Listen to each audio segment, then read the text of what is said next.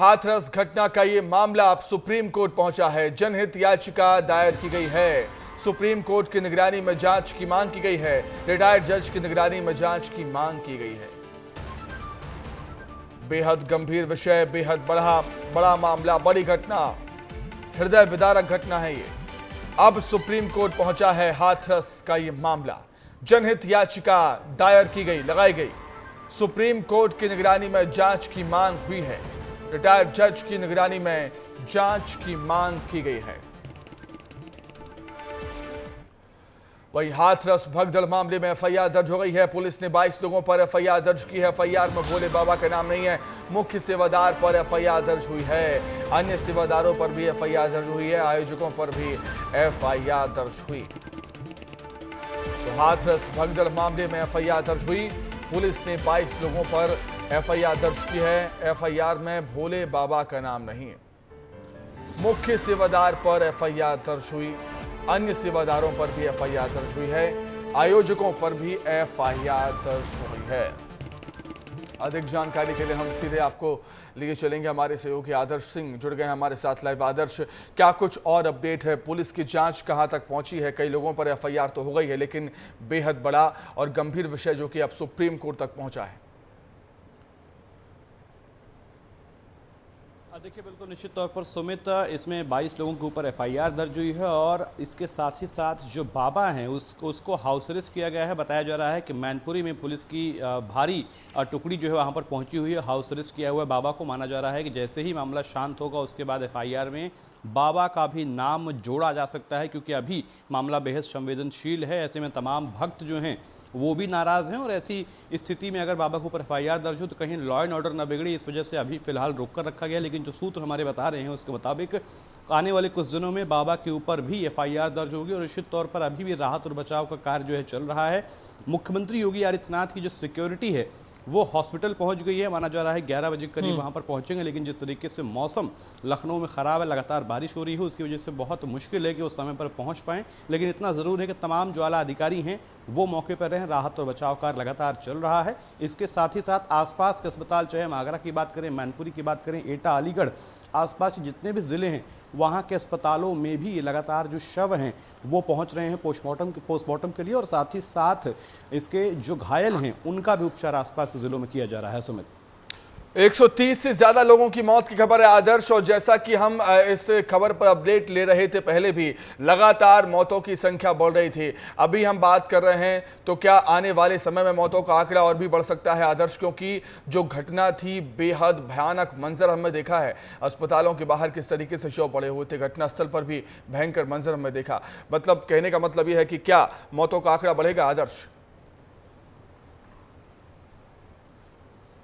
देखिए सुमित, निश्चित तौर पर अभी जो है ये बताया जा रहा है कि वहाँ पर राहत बचाव कार्य जो है वो लगातार चल रहा है। लेकिन जो डेड बॉडीज़ हैं, जो यानी जो लाशें हैं, जो वहाँ पर जो भगदड़ में जिनकी मौत हुई है उनको लगभग काउंट कर लिया गया है, गिन लिया गया है और करीब 120 के आसपास लाशें हैं जिनके नाम और पते उपलब्ध, यानी उनकी शनाख्त कर ली गई है। लेकिन अभी 10 से 12 शव ऐसे हैं जिनकी शनाख्त नहीं हो पा रही है, अज्ञात हैं। उनको लगातार उनकी फ़ोटोज़ और उनकी जो डिटेल्स मिल पा रही हैं उसके आधार पर आसपास के पुलिस स्टेशन जो हैं जहां पर संभावित भक्त आ सकते थे, जहां से उन आसपास के पुलिस स्टेशन और ज़िलों में उनकी डिटेल भेजी जा रही है। लेकिन इतना ज़रूर है कि अब बहुत मुश्किल है कि इनकी संख्या बढ़े, क्योंकि निश्चित तौर पर अभी कल से लगातार आज तक जो है वो सभी शवों को वहाँ पर इकट्ठा कर लिया गया था और अलग अलग अस्पतालों में पोस्टमार्टम के लिए भेजा जा चुका है और जो घायल लोग हैं उनको आसपास के अस्पतालों में इलाज के लिए भी भर्ती करवाया गया है। सुमित, ठीक है आदर्श, बहुत शुक्रिया, बहुत धन्यवाद आपका जुड़ने के लिए, तमाम जानकारी, बातचीत के लिए बहुत शुक्रिया आपका।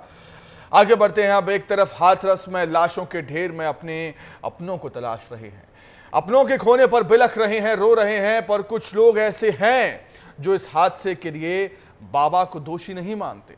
साथ ही बाबा पर सवाल खड़े करना भी उनको नागवार गुजर रहा है। देखिए आप, एक ऐसी ही महिला ने विस्तार न्यूज से बातचीत की है जो इस हादसे के लिए बाबा को दोषी नहीं मानती। आइए सुनाते हैं आपको महिला ने क्या कुछ कहा है। आपको सहयोग मिला? काय का सहयोग मिला? प्रशासन का क्या मिला? ला तो दे गाड़ी से जहाँ डर दे लायक, और का है जो प्रशासन मिला है। बैठे तो 3-4 घंटे से यहाँ पे। आप बाबा को बोल रहे हैं तो आप नाराज हो जा रही हैं, इतने बड़ा हादसा होगा तो लोग तो आरोप लगाएंगे ना। लगाने दो ना, हमें क्या इसका आस्था हो रहा है भैया, वो तो सबको दुख लगता है, हमको भी दुख है, उनको भी दुख है, सबको दुख होता है। जब कहीं कुछ हादसा मंदिर मस्जिद में कहीं हादसा होता है तो दुख नहीं होता है किसी को। आज सत्य के साथ के लिए सबको दुख हो रहा है, सब उंगली उठा रहे हैं परमात्मा के लिए। और जब अभी कचला पे पूर्णमासी वाले दिन पूरी गाड़ी गिरी थी तो हम कितने मारे थे, तो हादसा नहीं हुआ था, तो नहीं उंगली उठाई थी किसी ने।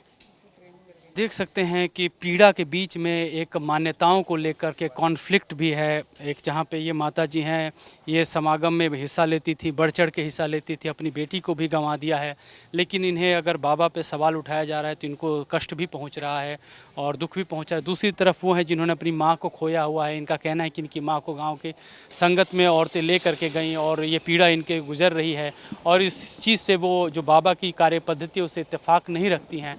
तो आप समझ सकते हैं कि समाज के भीतर जो है कि मान्यताओं को लेकर के क्या है, और लेकिन पीड़ा जो है वो सबकी बराबर हो, चाहे इस माता जी की हो चाहे बहन जी की हो, पीड़ा जो है सबकी बराबर है। चाहे भीतर जो बिलख रहे हैं लोग, अपने परिजनों को अस्पताल दर अस्पताल ढूंढ रहे हैं, उनकी भी पीड़ा समान है। कैमरा पर्सन रेहान खान के साथ मैं अमृत तिवारी, विस्तार न्यूज़, हाथरस।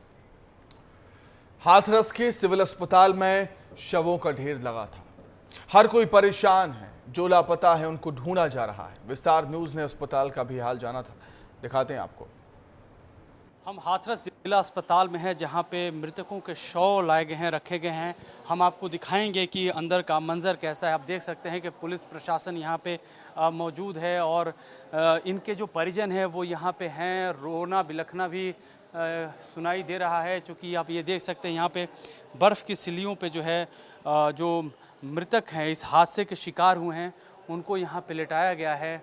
आप ये देखिए मंज़र जो है दिल को दहला देने वाला है। एक बड़ा ही पीड़ादायक मंज़र है जो कोई नहीं चाहेगा कि वो अपनी ज़िंदगी में इस तरह के मंज़र देखें। सोचिए कि आपको यह दृश्य देख करके इतना जो है अंदर विचलन पैदा हो रहा है। जिनके परिजन हैं, जिन्होंने अपनों को खोया है, और अगर वो इस हालात में उन्हें देखेंगे तो उनके दिल पे क्या गुजरेगी। ये बड़ा ही एक संवेदनशील क्षण है जिस पे हम बड़े ही मजबूर होकर के इस तरह की चीज़ों को दिखा रहे हैं, एक बड़े भारी मन से दिखा रहे हैं।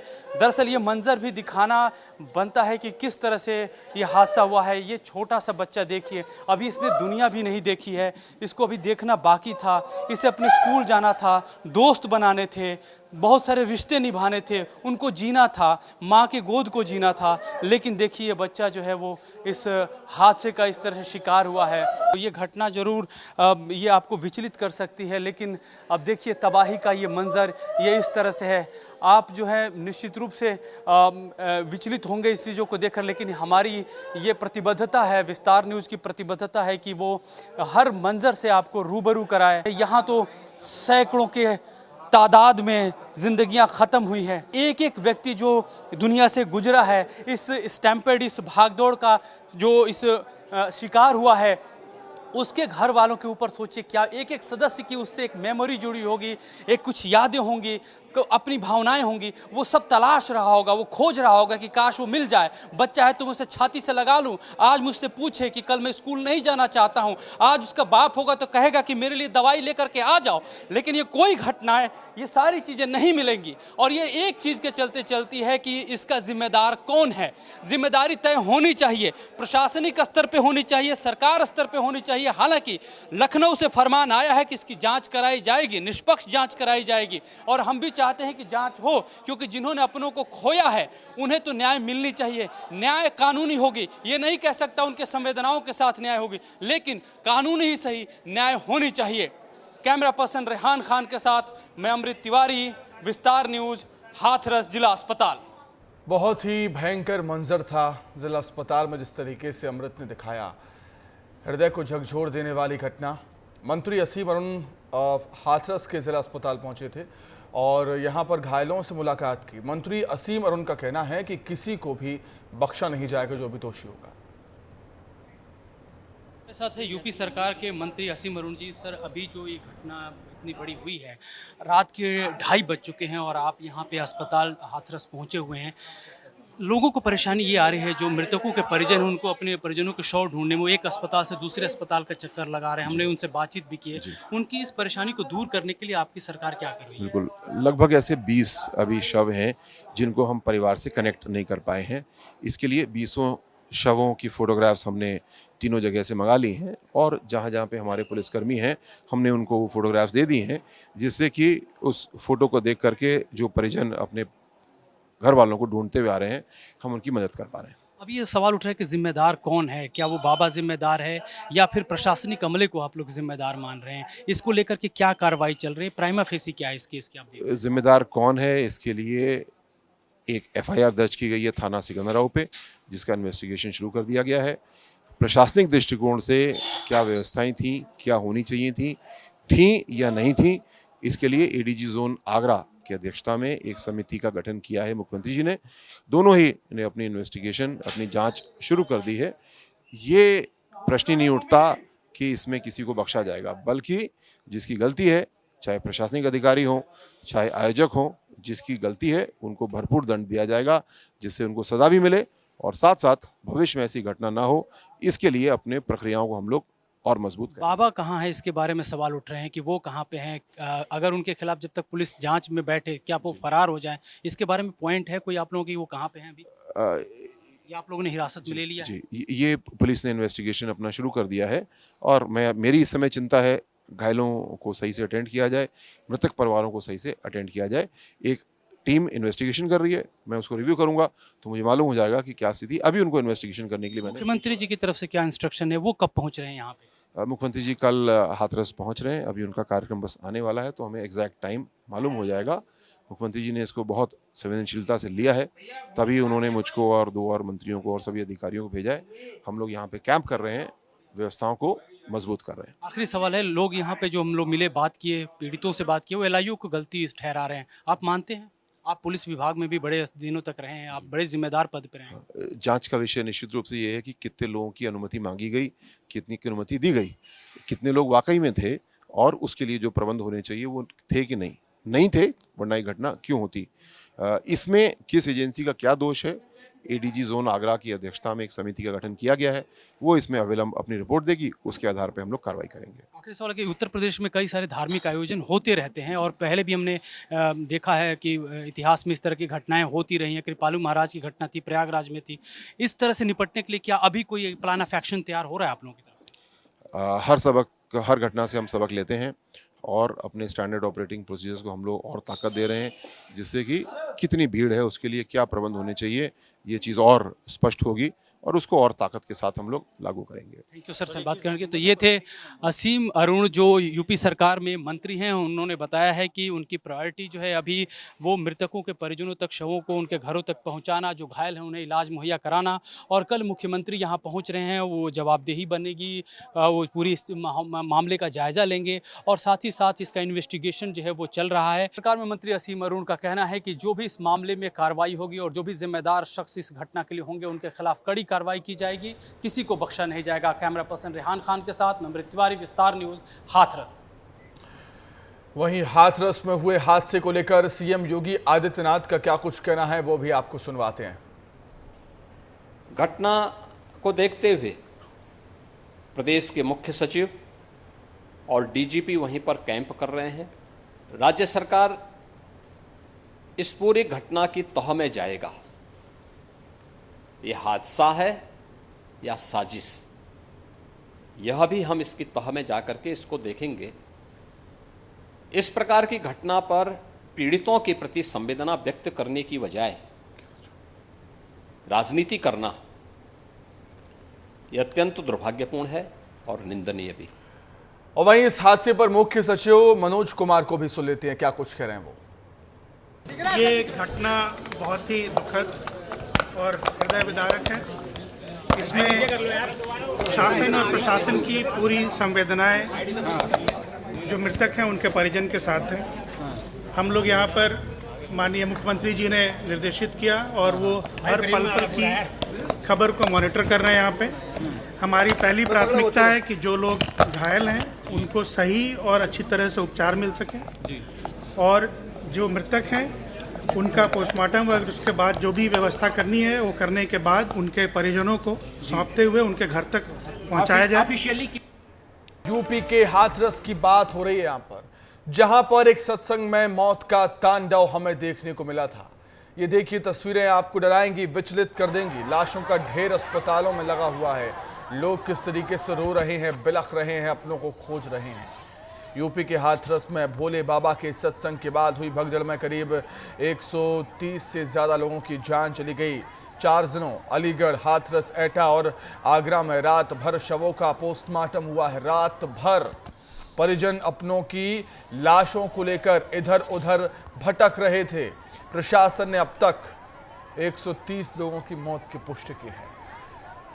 अधिक जानकारी के लिए हम सीधे रुक करेंगे, अपडेट के लिए रुक करेंगे। अमृत तिवारी हमारे साथ जुड़ गए हैं। अमृत, भयंकर मंजर, भयंकर खौफनाक मंजर आपने वहां पर देखा था। जो दिल को झकझोर देने वाली तस्वीरें आपने वहां पर देखी थी। हालांकि फिलहाल क्या अपडेट है? कई लोगों पर एफआईआर दर्ज हो चुकी है, लेकिन अभी भी कहा जाता है कि भोले बाबा का कुछ पता नहीं है।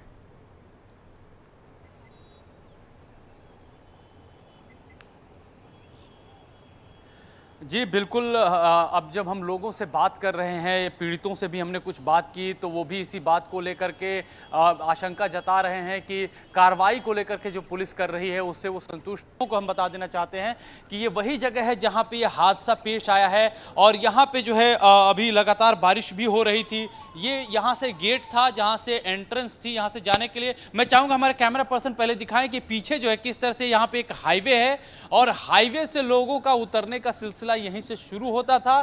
और यहां से ये खेत है पूरा का पूरा, और इन खेतों के सहारे होते हुए जो है ये लोग जो है ये पूरे के पूरे जो हाँ देख रहे हैं, यहां से लेकर के आखिरी छोर पे जो है वहां पे जो स्टेज था जहां पे बाबा बैठा हुआ था, और वहां से जो है से निकल रहे थे। और उस जो है उनका जो मुख्य जो उद्देश्य था कि वहां पे बाबा बैठे हुए हैं, वहां देखा जाए और उनकी बातें सुनी जाए, पूजा अर्चना की जाए। और यहां से वो चल रहा था। पूरे का पूरा जो एरिया देख रहे हैं जहां पे बलियां दिखाई दे रही हैं, ये सारा का सारा भरा हुआ था। साथ के पास के खेत भी भर गए थे और भागने का, निकलने का एक ही रास्ता था। तो ऐसे में देखेंगे कि सबसे पहले मैं दिखाऊंगा सुमित आपको कि ये ये जो खेत है जहां पे ये टेंट लगे हुए हैं, यहाँ की मिट्टी बड़ी चिकनी है और फिसलने वाली है। जैसे इस पे पैर आराम से ऐसे करेंगे, ये पैर फिसल जा रहा है।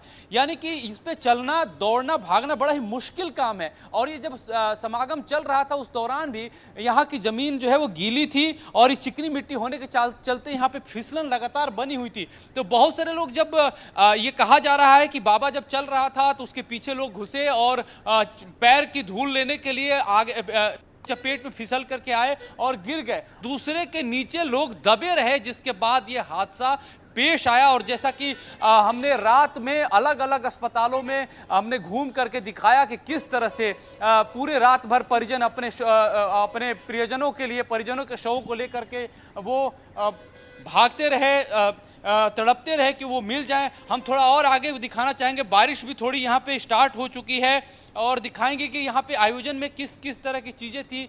ये गेट के अलावा देख सकते हैं यहाँ पे कुछ जो है कलसियाँ छूटी हुई हैं, कुछ कपड़े यहाँ पे छूटे हुए हैं। यानी कि जो लोग हैं, इल्म नहीं था कि उनके साथ इतनी बड़ी त्रासदी हो जाएगी। लेकिन अब जो है ये जो घटना है एक बहुत बड़े, कहा जाए कि व्यवस्था को लेकर के और जिस तरह से आयोजन होते हैं उनको लेकर के एक गंभीर सवाल जरूर खड़ा कर रहा है। बिल्कुल अमृत, जैसा कि मैं समझ पा रहा हूं कि आप जैसा बता रहे थे, जी आप जैसा बता रहे थे कि बाहर निकलने का दरवाज़ा केवल एक ही था, मतलब बाहर निकलने का जो द्वार था केवल एक ही था और भीड़ काफ़ी ज़्यादा थी वहाँ पर। और पहली बार तो कोई भोले बाबा का ये सत्संग हो नहीं रहा था इस बार, लेकिन जो आयोजक थे वो भीड़ को कंट्रोल करने में कामयाब नहीं हुए। तो ये लापरवाही हम कह सकते हैं कि भीड़ को कंट्रोल नहीं कर पाए जो आयोजक, जितनी बड़ी संख्या में पहुँचे हुए थे। जो चरणों की रज, बाबा के चरणों की रज के लिए दौड़ लगाई उन्होंने और उस भीड़ को कंट्रोल में नहीं कर पाए। जी बिल्कुल बिल्कुल, ये दशा ऐसी ही रही कि लोग अचानक जो भीड़ थी वो भीड़ जो है वो यहाँ पे लगातार बढ़ती गई थी। और उसके बाद शायद कहा जा रहा है कर रहे थे उनकी संख्या जो है तकरीबन 12,000 की थी। लेकिन सवाल ये उठता है कि जब इतनी बड़ी संख्या में थे तो उन्होंने इसका डेकोरम मेंटेन क्यों नहीं किया। अब जो एफआईआर भी दर्ज हुआ है, तो जो एफआईआर जो दर्ज हुआ है उसमें मेन बाबा के ऊपर तो नहीं है, लेकिन जो यहाँ पे कार्यक्रम जो लोग चला रहे थे, जिनके हवाले था कि उसकी देखरेख करे, उनके खिलाफ नामजद एफआईआर जो है वो दर्ज हुआ है और उन सब पे जो है कार्रवाई की बात कही जा रही है। हमारी बात जो है असीम अरुण से भी हुई थी। उन्होंने ये बताया हमें कि सरकार जो है पूरी तरह से कोशिश कर रही है कि इस मामले में जो प्राइमा फेसी है पहले वो उसकी जांच हो, उसके साथ साथ इस मामले में पूरी व्यापक जांच हो और जो भी दोषी हैं उनके खिलाफ कड़ी कार्रवाई जरूर की जाएगी, चाहे वो कोई भी हो। निश्चित तौर पर कड़ी कार्रवाई होनी चाहिए। जिम्मेदार कौन है ये पता लगा के कड़ी से कड़ी, सख्त से सख्त कार्रवाई होनी चाहिए। बहुत शुक्रिया आपका जुड़ने के लिए अमृत।